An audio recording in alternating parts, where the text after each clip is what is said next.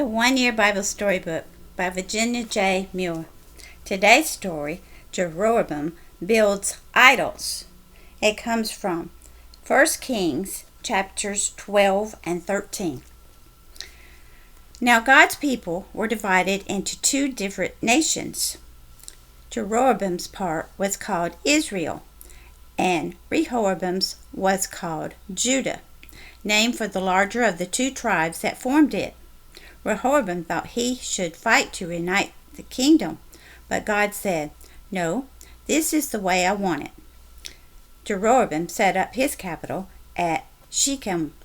He got to thinking, if my people go to the temple in Jerusalem to make sacrifices, they may want to be part of Judah and give their loyalty to Rehoboam.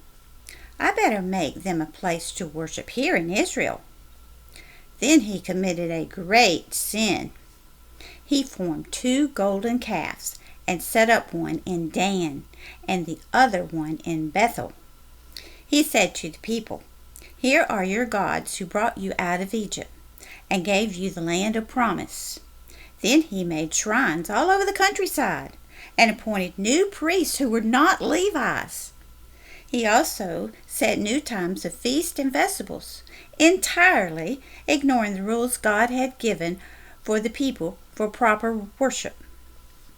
God sent a prophet from Judah to an altar where Jeroboam was making an offering. The prophet said, "Someday one of the kings of Judah will kill these false priests. To prove that what I say is true, God will split the altar in two."